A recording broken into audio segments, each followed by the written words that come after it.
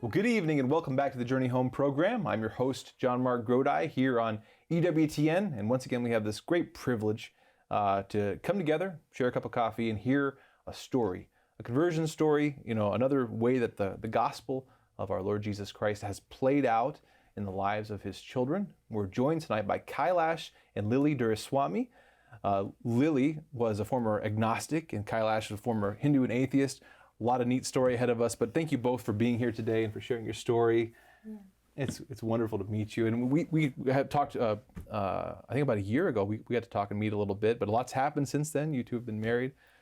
That's wonderful. Congratulations. Yeah. Just got married. And I have to thank you and your father for this program, because online content and the stories that you guys shared here was extremely pivotal for my journey. And it's so important to move beyond apologetics, like we've kind of talked about, and really inspect how people choose to become Catholic Christians. And the stories that were shared here were very impactful for me, and I'm extremely glad to, I hope in some way, encourage someone else to join the church. So thank you for having me, and my wife as well, who joined the church as an adult. Beautiful. Yeah. Oh, well, I'm excited to hear more of that, but thank you for that encouragement. And again, thank you to EWTN for those who watch and support EWTN for making it possible. So awesome. Well, let's go way back to the beginning. We'll start with you, Kailash.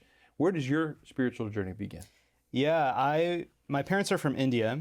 They're from a large city in the southern tip. It's actually the place that St. Thomas the Apostle was martyred, is the city that my family's from. And there's a small state there called Tamil Nadu. And there's a few Christian martyrs actually from there. And so Christianity has been there from the beginning, but it kind of has always been looked at as sort of oppositional to the Hindu values that are there. And that's what I was born and brought up with. I was born in Florida, in a small town, but there was a pretty strong Indian community there.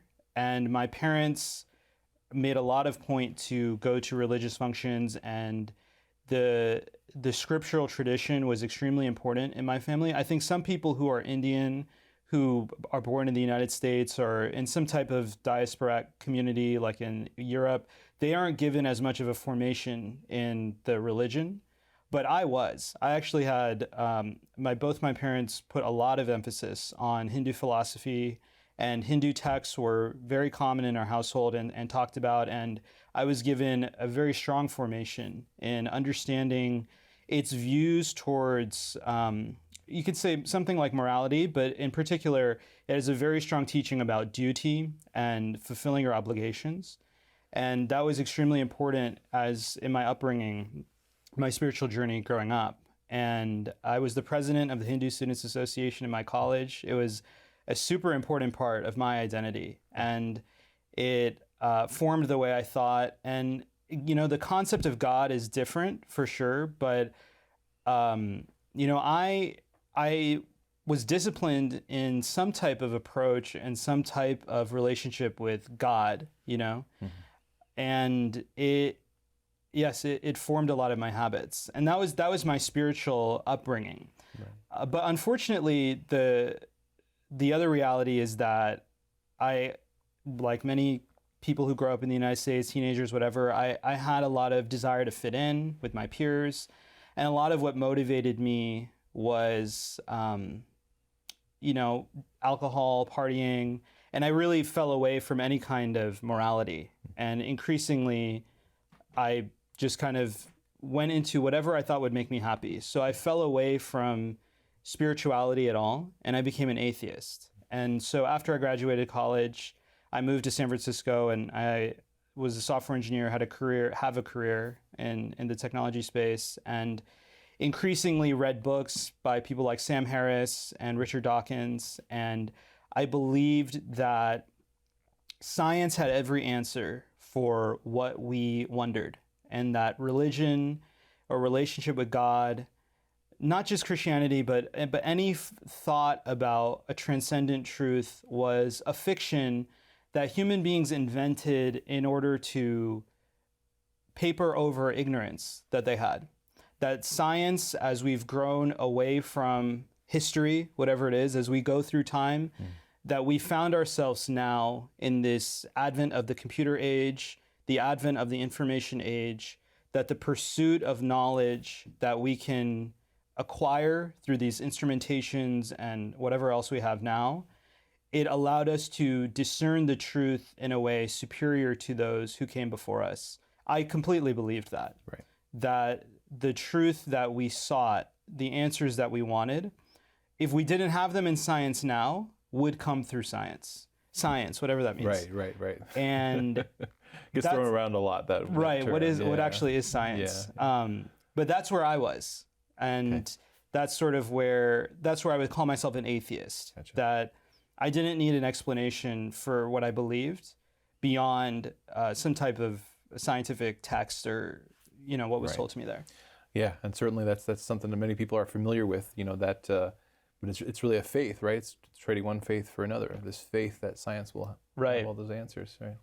Well, let's if we could, Lily, what was your background? Yeah, so I'm Chinese, and I was actually born in China. Okay. And I immigrated to America when I was just 1 month old.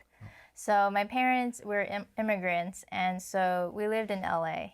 And actually, my first memory of the church was actually going to a Protestant church. My mom thought like, oh, free daycare. We could drop them off at Vacation Bible School. Yeah. And, I was just with other kids, watching VeggieTales and having fun, and that was really my experience. But my parents were, I would say, culturally Buddhist, but if you ask them what Buddhism actually is, they would not know what it meant. Right. So it was just kind of like, sometimes they would go to a temple, sometimes not. So I would consider them really not. And so that's kind of like a little bit about that background. Sure. And growing up, I had a lot of trouble making friends. Like I felt like very unloved.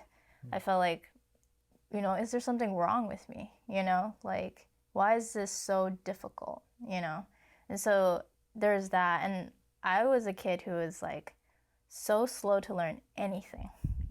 I would take an extra math class every summer to just get ahead of, just to feel like I was normal.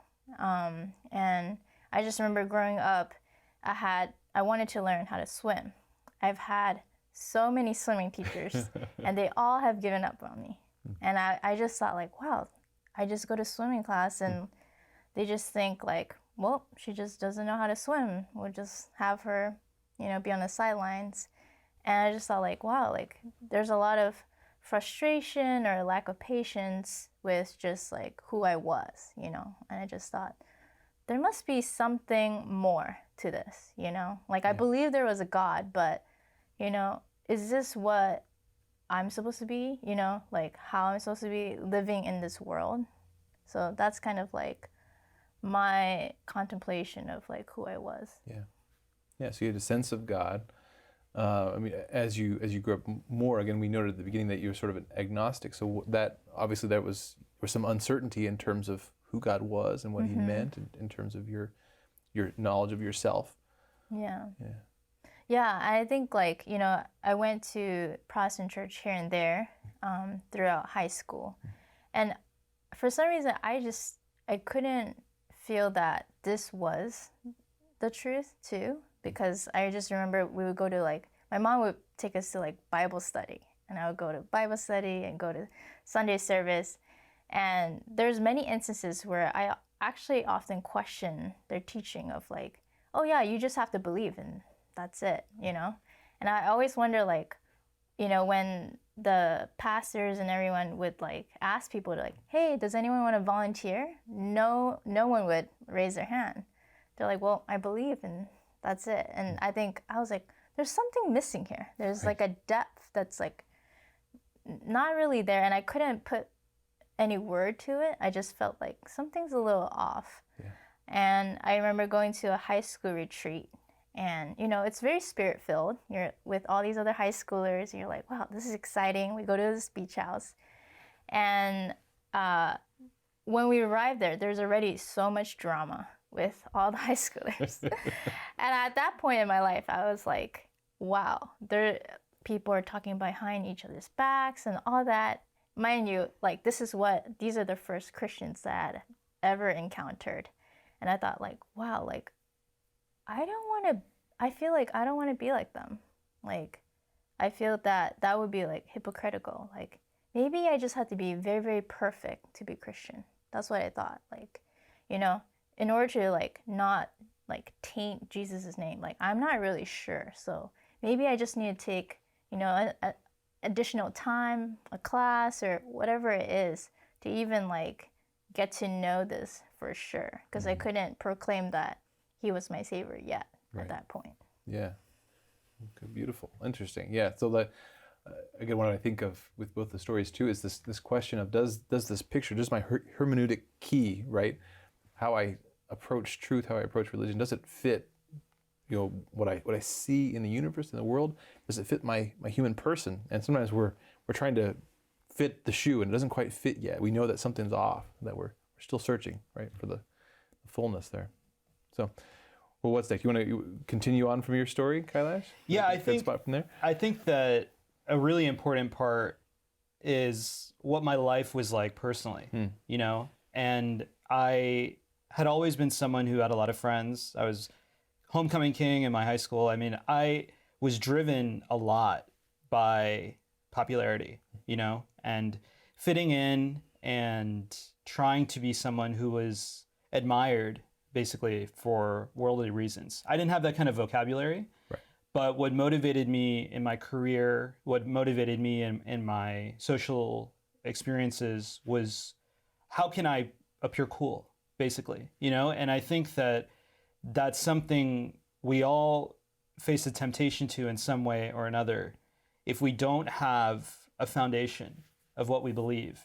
Yeah. And my life in high school, like I said, was, you know, drinking a lot and breaking a lot of rules. I was fortunate. God made me in a way that I was gifted, that I could do well in school still and like actually get through and, you know, get to a career and do these kinds of things. But it was incidental by, you know, any means. Like it was not something that I put a lot of effort to. I didn't have discipline. I didn't really care about anything except having fun. And that was a challenge in high school. But you know, you're with your parents and there's some structure that prevents you from really going crazy. But as I became a professional, like I said, I moved to San Francisco and I started to make more money and I started to have a greater foundation of my independence in my life. That's when things really started to go crazy. And I, you know, whatever I could do to have fun, I did. And it was a lot of drug use and a lot of out of control partying and a lot of really destructive relationships with romantic partners. It was crazy. I mean, I can't even, it's hard for me to look back because there was so much I did wrong to myself and I did wrong to others. And it was a constant pursuit of what I thought would make me happy, what I thought would be worthy of admiration in the eyes of the people who are around me, you know? And I've done the most, you know, crazy experience in Las Vegas. I've partied with billionaires in Silicon Valley. I mean, I've done all those things. And it was all a pursuit of, the word I might have used was joy, but it was a pursuit of gratification, basically. And it always left me unhappy. You know, but I had the agency, whether it was money or the personality or the capacity to just continue to go down this path, you know, and I found myself frustrated with the failures I had personally. I started so many different businesses as trying to be a founder. They all failed. And I was more and more frustrated professionally. And I had many relationships which all failed. And I was extremely frustrated personally in that way. But I didn't really know or understand that there could be another way. Right. You know, like think about it. I didn't know what sin was. I didn't know what temptation was. I didn't know what creation was. I didn't know what human dignity was. I didn't any Christian concept you can imagine to the most fundamental level that motivates your behavior. I didn't know what that was. And I was always at risk to any temptation which could be presented to me. I could never say no to a drink. I could never say no to going to party. I could never say no to, you know, going to a club, whatever. I didn't have a framework to do that. And go ahead. Well, and why wouldn't you, right? Again, that ethic, that ethos fit with your worldview. Yeah, exactly. Why wouldn't I do these things? Why wouldn't I grab all that I can? If what happiness consists in is simply that, Yeah. then why wouldn't you do that? But why isn't it making me happy? Right? There's that kind of that dilemma too. Yeah, and I think what's difficult for the person who is formed in Christianity, there's a thought like, oh, I'm grabbing this, and we have these words and these vocabulary about temptation, you know, this word, or, you know, satisfaction. You know, these are very Christian Catholic words. When you're in the moment, truly it's darkness, to be honest. It's not that I was grabbing and I was trying to like climb this ladder. You know, I never thought of it that way. That's being a slave to the devil. I was a slave, basically. And what that means is anything which is presented to you, you cannot refuse.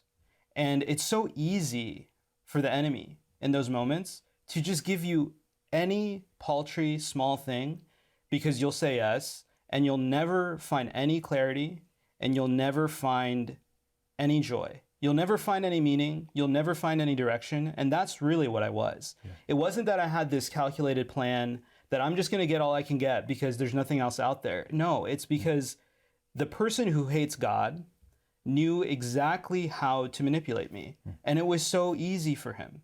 Yeah. And it was very easy in a place where you have the money and the agency, and you have a world around you in San Francisco, for example, that is I would say completely oriented towards gratification, whatever it is. You push a button in your phone, you get your food. Whatever you want, it's instantly there. And that was something that I couldn't contend with. No human being can on their own, which I found out later. Yeah. But personally, I was always failing in all these initiatives that I had. And the worst thing about it was the romantic relationships. You know, I was always in heartbreak, and I was always in turmoil, and it created so much angst.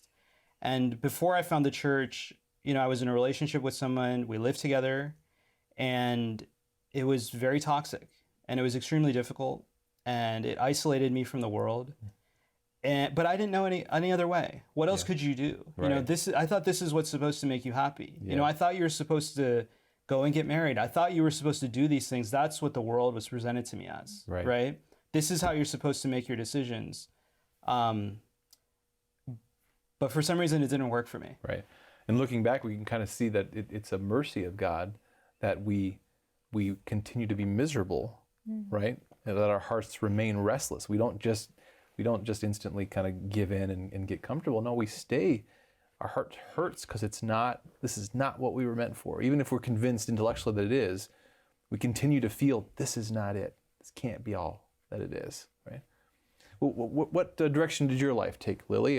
Take us from youth group onward. What happened after that? Yeah, so I went to college. Okay. And I went to a liberal arts school, and it was pretty crazy. You know, the number of Christians was very, very small, you know.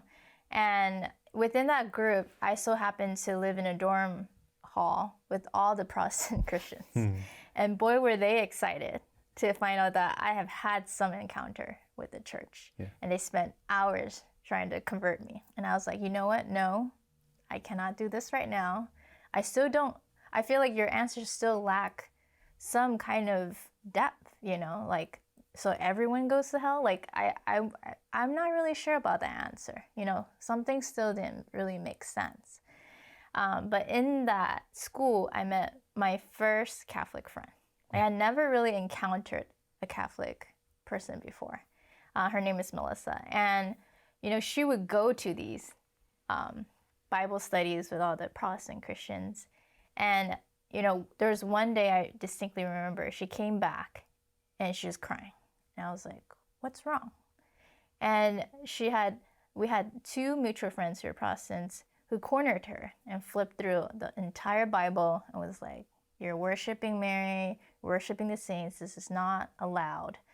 And in my confusion, I was angry because I was like, this is not right. And I didn't understand. I was like, they shouldn't be trying to convert you. There's so many atheists at this college. What are they doing? I don't understand. But also, who's Mary? And who are these saints? Like, what are they talking about? I had no clue, you know? And so that was kind of like the starting point for me, I would say, of just like encountering the church. Right. Yeah, more of that. Again, it's interesting too that all through that you sort of had this sense of intellectual honesty, like, you know, you were open to it, right? Yeah. But I'm not going to give into this out of peer pressure. You know, I want to understand, but what you were finding, right, wasn't a coherent picture yet. Right. Yeah. Yeah. Interesting. All right. You want to continue on from there, or yeah?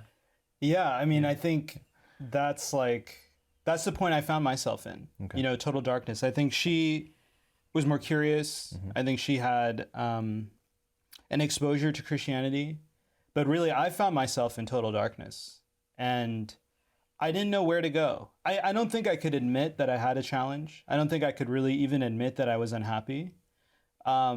But I could recognize objectively that things were not working out for me, you know? And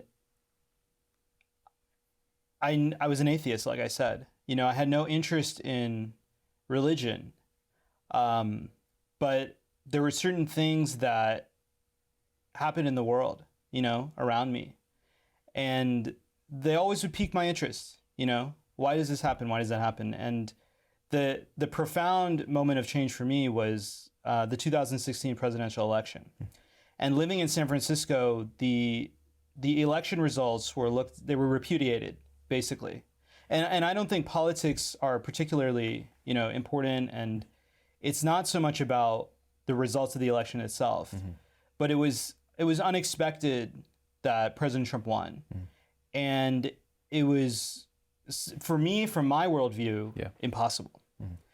And I was faced with this reality, and it began this question the next day. I actually was reviewing it for this interview. I remember saying something to my friend, I feel like I'm waking up in a new world. And I had this question on my heart, which was, what else is true that I'm missing? You know, what else in this world is out there that I can't really explain? And I think I was in so much disarray, and I was hungry for some kind of foundation, that these were the things which were on my heart, you know? Yeah. And God, from a very unexpected reason, he found me, you know? He found me from this question, what else is true that I'm missing? Right. You know? And it began with, why do people vote this way? Yeah. Or even more generally, what motivates human behavior? You know, what is the thinking that people have? This other side, you know? Because I knew my side, the Sam Harris, scientist, kind of materialist explanation for everything. I knew my side, that you could pursue what made you really happy. You could try to do a bunch of businesses. You could try to be king of the world. I mean, I knew that side, but it wasn't working, you know? And I had this fascination with this other side, which then turned out to be the Christian side. And then I had to do more research, and I had to investigate more. What is Christianity? Think about it. I had no one had ever witnessed Christianity to me, ever. No one had ever shared it with me, nothing. I found it on my own through programs like this and other online platforms, answering these very basic questions. What is Christianity? Who is Jesus Christ? What is the Bible, right? Is the Bible reliable? Is it something that we can actually learn from? Is it a series of texts that has been corrupted into nonsense like we hear? Or is it actually faithful with high fidelity to the intentions of the original authors, St. John, St. Luke, St. Mark, etc., St. Paul? These are questions that I asked on my own through online research. And it always kept cascading more and more. Who is Christ? Who is the Bible? What is the Bible? Excuse me. What did Jesus Christ do in his life here on earth? What was the purpose of his ministry? You know? And it kept distilling down to things that I liked. And people right on this program said stuff that I wanted so deeply. They would talk about their conversion, the way their life was like before, and what their life was like after. And I said, that is exactly what I want. I want to be done with these things which enslave me. I want to be done with these habits that I cannot break. I want to be done with this darkness, but I don't want the Christianity thing. Right. You know? We're going to take a break there, but I wanted to just again point out, so at the beginning of Christ's, at the Gospel of Mark, right, Christ's first 6 words in his public ministry are, be converted and accept the gospel. And one of my favorite writers, Father Thomas Dubay, points out in his book that it's kind of an odd formulation. We'd expect it to be flip-flopped, like accept the gospel and then it'll convert you. And he highlights there that what seems to be going on is that there's this initial conversion of like whether or not you're even open to truth. You know, and you can go through your life thinking, oh, I'm a person of truth. And then you realize, oh, wait a minute, I'm not actually open to knowing what's true. And furthermore, I'm not really open to this question of what's happiness really consist of and why am I unhappy? I mean, you mentioned that earlier, that you weren't even really open to asking, why am I so miserable, right? Yeah. But you had this spark that makes you, that you know, moves you to this place of, well, you know, what could be true, you know, and what's at the bottom of all this. So we'll pick that back up in a minute, and we'll also hear how, again, what sparked you, Lily, and what opened you up to that search as well. So we'll be right back. So again, we're joined tonight by Kailash and Lily Duraiswami.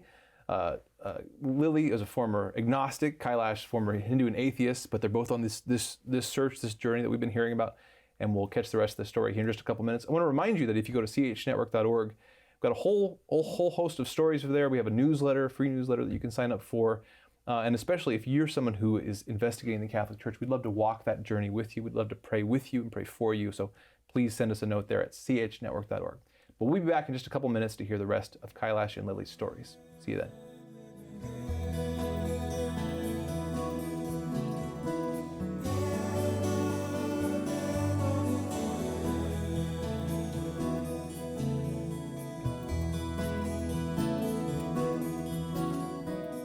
Welcome back to the Journey Home program. We're entering the second half of our hour tonight, speaking with Kailash and Lily Duraiswami.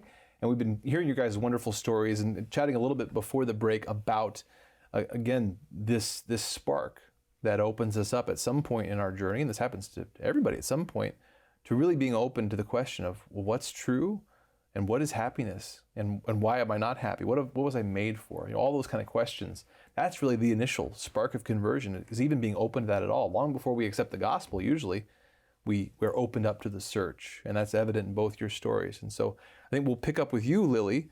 You know, you were in college. Take us forward from there in your journey on the search. Yeah. So I think in college, I just so happened to have like a lot of Protestant friends in my class. Mind you, there's only 18 people in my actual class, and a lot of other, you know, dorm mates and whatnot. And so I've had some encounter with them.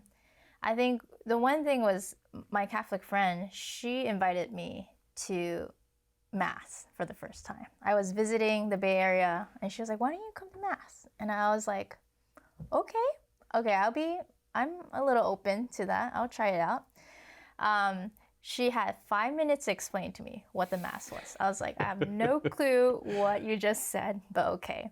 And she's like, also the caveat, this is not the previous church. We're in the basement of the actual church because they would do bilingual Mass. So we enter in, there's no stained glass. It's literally fold up chairs. You know, this is what it looks like. And I was like, okay, this is very, very humble church. And I think what I didn't realize that really hit me was actually the priest's homily. The priest had this homily, he had this analogy of someone going to like a baseball field. You know, he's up to bat, he's gonna swing, and he misses. And he tries again. They throw the ball over, he swings and he misses again. This goes on for like 70 times. He misses each one. And then the priest is like, you know, you never feel that, you just feel like you've failed so many times. I was like, yeah, that's me. You know, I can't swim. I have to take an extra class to get through math. Like, I'm always behind. I always feel like I don't get it, you know? And I feel like I'm not worthy of you know, much, you know? I have a hard time making friends, you know? I feel like I'm always doing something wrong. And the priest hits me with this of like, but you know, God is just, he still loves you.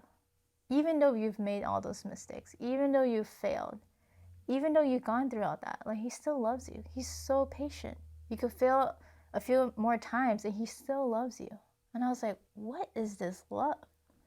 And I like cried the entire mass because I was like, wow, that is very, very profound, you know, to feel like, wow, God can love you in that very deep sense. God can be so patient. He can like not give up on me. Like in swimming, the swimming instructors, you know, they were so frustrated. They would like throw me in the water and like do all that. And just for me to, you know, receive that was so profound. Yeah. But yeah, I felt like I was still not ready. You know, I felt like, okay, maybe I just need to be like perfect. I just need to know what exactly Christianity is all about, you know? And so I kind of went through school like, okay, I don't really have time to really perfect all those things. And a friend gave me this book that was really profound, which is called I Believe in Love, you know, which is a meditation on Saint Therese of Lisieux's writings. And I remember winter break, I was like, okay, she gave me this book, I'll read it. And in the first few pages, there's this one moment where it's just kind of like, it talks about fear. And I read it, I was like, wow, like, yeah, I feel a lot of fear. Like, you have this fear that you can't go to God. You know, you fear that you would like hurt him, you have to be perfect in this sense. And I was like, that's exactly how I feel, you know? And the one part that really hit me in that book is this fear that wounds him the most. Oh, wow. And I was like, whoa. I was like, all this time I just thought, you know, I'm protecting God's name, you know, I had to be perfect. I need to know every single thing. I need to take an extra class, all that. And I was like, whoa. That really hit me, that winter break.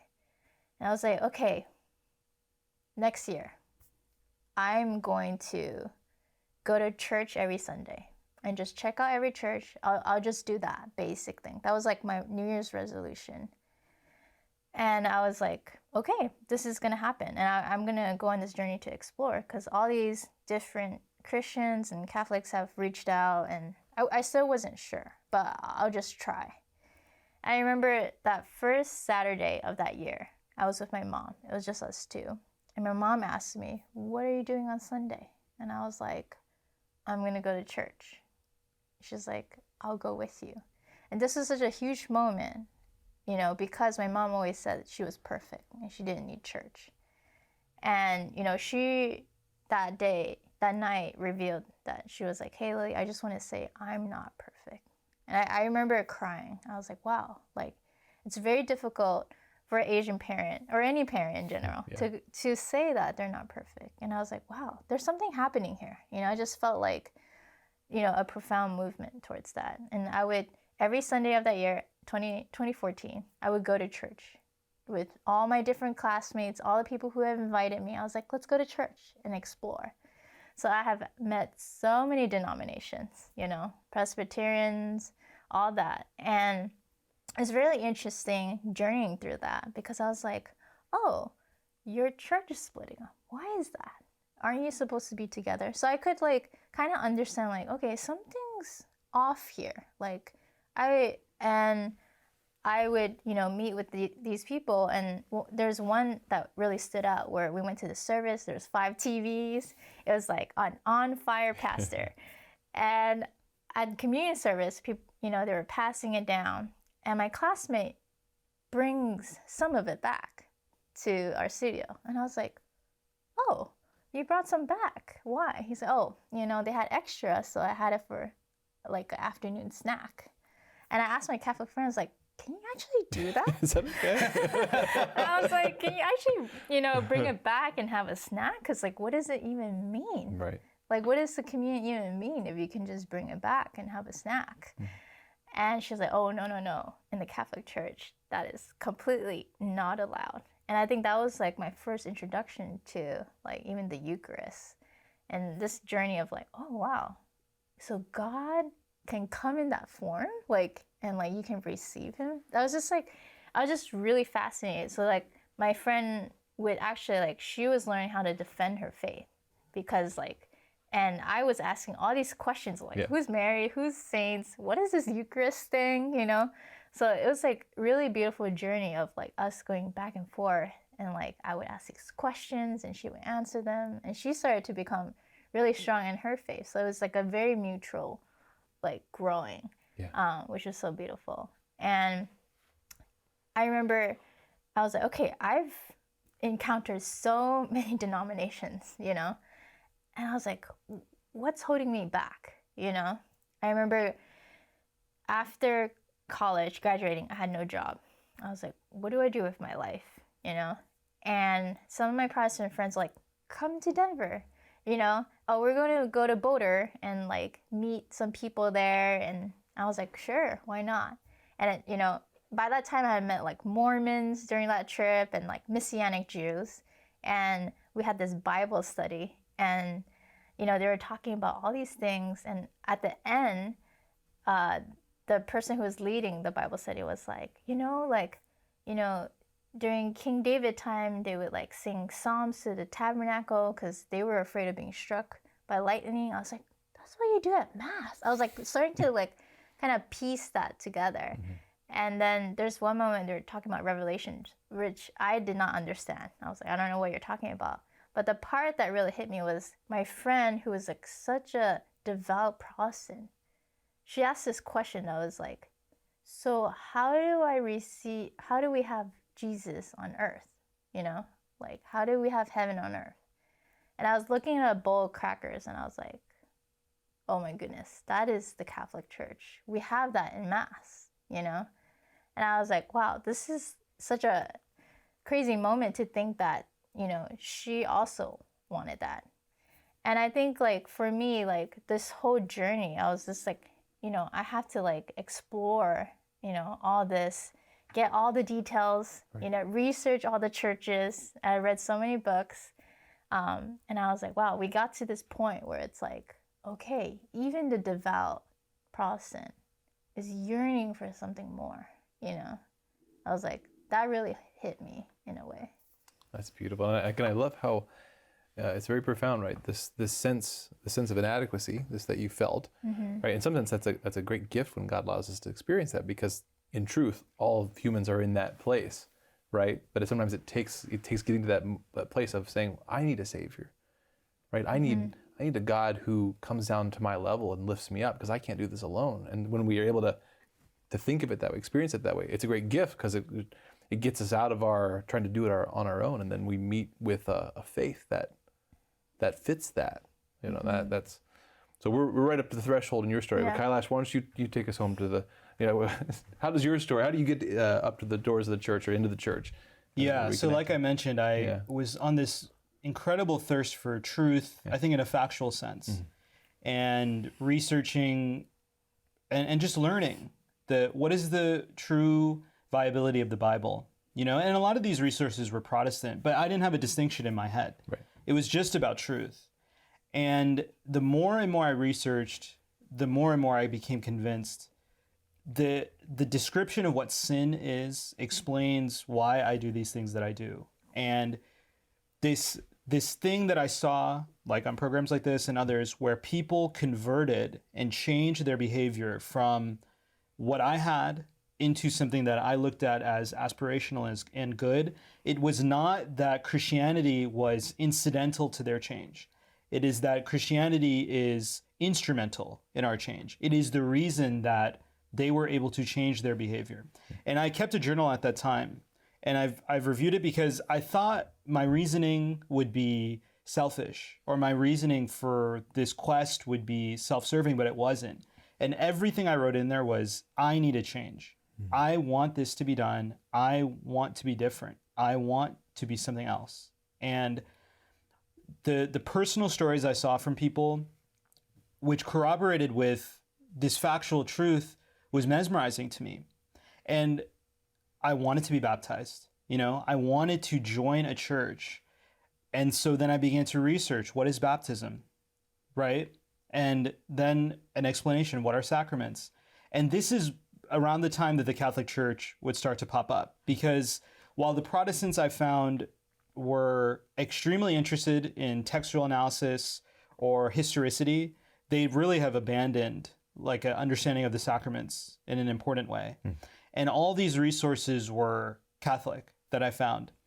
And the most important thing, as I became more aware of this concept of a covenant that God created through the Eucharist and how it transcended the Old Testament to the New, everything that I saw from Catholic apologists and people who talked about their conversion, the two words that struck out were coherency and conviction. And it was amazing to me that more than anyone else, Catholics could explain the Old Testament and the New in a coherent way, or they could explain anything that happened in history in a coherent way, or a dogma of the church and how it worked was coherent. Everything was coherent. Yeah. But, like I mentioned in the beginning, apologetic discussions about these things are important, but that doesn't actually, I think, motivate human behavior to really go to the next level, And the thing that stuck out to me the most about Catholic people was I could see it in their face on whatever program, whatever podcast, whatever it was. They believed with total conviction. And it's not something that could be faked, They didn't have any doubt in what they believed. And that foundation and that certainty that they had was very alluring to me. Because like I said, I was in darkness. And the idea that anyone could have certainty about who they were, about what they would do, about what they believed, about why they were here, all these fundamental questions. If we can't answer those questions, we will always be groping around in darkness, doing nothing, because the foundation of our life doesn't exist. But I could see that if it's true, and I actually could have this firm foundation, then I could do more. I wouldn't be worried about how can I be happy? Why am I here? These fundamental questions that will never go away. And it was just the conviction that they had, the truth and what it did for them interiorly, what it looked like on their face, some kind of almost transfiguration in a way, to believe with certainty. It was extremely magnetizing to me. And I wanted that, but it did not fit in any way with my life that I had at all, And the more I went towards this, the friends I had, which was centered around partying, doing drugs, whatever, it didn't fit. And the relationship I was in at the time absolutely did not fit. And I would try to bring these things up and I would try to make these changes. And so many of these church teachings about contraception, the dignity of who we are as people, were completely antithetical to where my life was. All the way to the point that I was isolated, and the pivotal moment for me was, the person I was with, she moved everything out. Somewhere along that line, I kind of shared what I remember actually very vividly. I said, you need to become Catholic so you can go to heaven. And that was not acceptable, and she moved out and all the furniture, everything. And the apartment that I lived in San Francisco, I was sleeping on a mattress on the ground. There was nothing else there. I was in another failed startup, didn't work. I had barely enough money, hopefully to make rent, probably not the next month, I was done. I had nowhere to go. And I remember saying to myself in an interior way that I woke up one morning and I said, this is the worst day of my life. I said, this is the absolute worst day of my life. And that probably had happened to me many times, to be honest. I woke up and it was the worst day of my life because some idea didn't work, something I tried didn't work, another relationship failed, whatever. But this time I had something else to say. And I was not Catholic. I was not Christian. I was not baptized, but I knew this truth. And I said to myself, God, on your worst day, you chose me. And on my worst day, I will choose you. the worst day for God in his earthly life is the day of the crucifixion. He was killed for doing nothing wrong. And I knew that as a fact, finally, on that day. And I knew that he had given us the Catholic Church as a vehicle to know him from the time he left to now. And I said, on your worst day, you chose me. And on my worst day, I choose you. And for whatever it meant, every day since then, I have tried to be a better Christian each day. And eventually I found myself in RCIA, and you may not believe this, but the RCIA director that I met was the first Catholic person I met in person. Wow. Everything that I studied, everything that I did was all from online resources. And the change which occurred to me was just because people shared content like this. And later on, I read St. Augustine Confessions. And, his conversion too came because he heard a story about people who read about St. Anthony of Egypt and they converted. Right. And there was something about conversion and seeing other people make this change that eventually I could make this change. And I went to the church. I kind of explained everything that I had been through, and I went through RCIA, and I went through the program, and I got baptized. And the Catholic faith and the sacraments changed every single thing about me and every single thing about my life. And since then, I've not had a drink of alcohol. I've not done any drugs. I have lived an extremely clean life. I've made, from complete isolation, I've made the best friends I've ever had. From repeat over and over again failure in romantic relationships, I've been able to form an amazing relationship with Lily, and we didn't even kiss until we were married. We were able to bring chastity and purity, these principles, into our relationship. That was impossible for me. And after so many business failures over and over again, the Lord found a way for me to actually use my talents in a way which was actually founded on principles of morality, humility, obedience, these ways that we can actually motivate ourselves to do good. Right. And after so many failures, the first startup I did after I converted worked. Wow. I was the founder of a technology startup in San Francisco, and that was acquired, thanks be to God, a few years ago. Everything fell into place because I was humiliated in such a way that there was no other option than to truly be a Christian person. Yeah. And that's where I found myself. At failure again. I had failed so many times, but finally with a coherent way to understand it. Yeah. And to turn to God rather than myself again. Right. Well, it's again that gift of God allowing us to experience failure, allowing us to feel inadequate, allowing us to be miserable as a result of sin, missing the mark, sin, so that we can finally give in and be open to Him. And then we recognize that, hey, even all those desires that were twisted, even the desire to do great things, right? Those are all created by God. Yes. And we've been fulfilling them in so many unproductive, unfruitful ways. But those were there for a purpose. And now I realize, it's for relationship. It's for glorifying God. It's for serving neighbor. But I needed to kind of reach that point of being open to God. So that's just wonderful. And again, as you said, that's the power of story. It's not just, it's the apologetics, it's the reasoning, but then we need to meet someone to see that it actually changes life, that Christ really makes a difference. So we've got about 6 minutes left.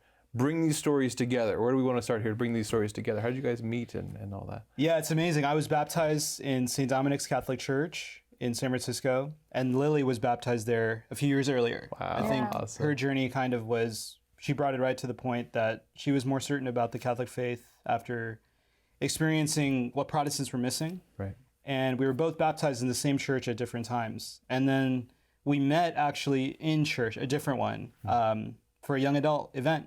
Nice. And we met there, and we started as friends, to believe it or not. We did not date immediately, and we always did these faith-related activities, going to Mass, group adoration, whatever it was. And that was what gave us the ability to form a faith-based friendship, I think, which allowed us to get to know each other you know? And what's so funny and what's so curious is we were not at all who we thought we would be with, you know?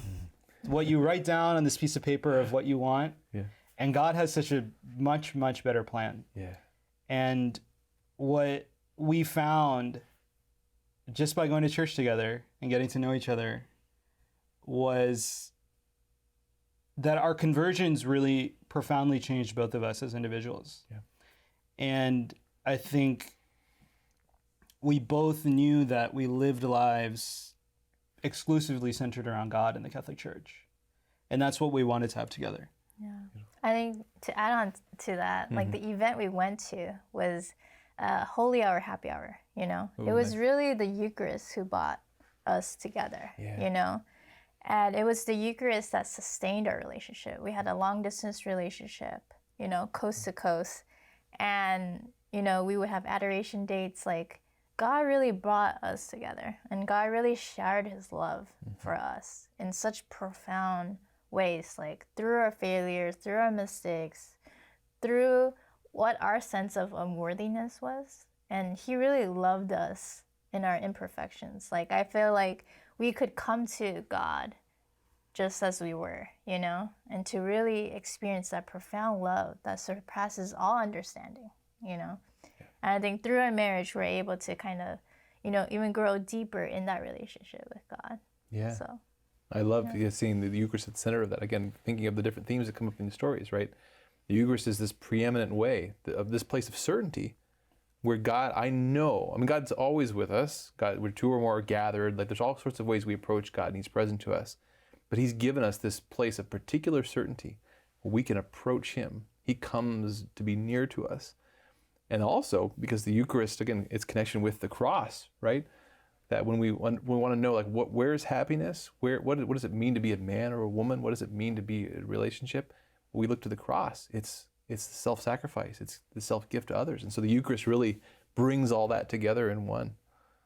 Oh, wonderful. Well, we have just a few minutes left. I mean, would either of you, if there's somebody who's listening or watching who was coming from one of these places that you're coming from, what's a word of encouragement you'd give them in terms of a next step that they could go? Yeah, you know, I think the image of the cross is incredibly important because, you know, for me personally, my family has rejected this completely. You know, our faith, their relationship with God, that doesn't work with this, you know? And I experienced a profound humiliation where I had nowhere else to turn. And my mind was made in such a way that I couldn't go back the way I came. It wasn't going to work. And I'm certainly sensitive for others where perhaps your challenge isn't as acute, and you believe that the way you came could work. But I would tell anyone that if you allow the Lord to transform your life through the Catholic Church, you won't regret it at all. And I think there are so many examples of that, maybe in your personal life, maybe through content you've seen on this program or others, or through great, great saints in history, that every question you have about historicity, authority, any apologetic question, it's going to be answered if you just give it the chance. The hardest thing is going to church. The hardest thing is actually going physically to a Catholic church and allowing yourself to attend and allowing yourself to go through RCIA, whatever it is that you need to do. I can tell you from the other side, I would do it 1,000 times. I would do it 10,000 times. Whatever it took to actually be in full communion. And for me, maybe other people in my generation who are born without any Christianity, without any moral compass, you wouldn't believe the life you can live in the light of Christ, that you can stop your self-destructive habits right in place. I know you can with the grace of God. Amen. Well, thank you guys. Thank you so much for sharing your stories, and congratulations on your marriage, and we're praying for you. And again, thank you for joining us for this episode of the Journey Home program.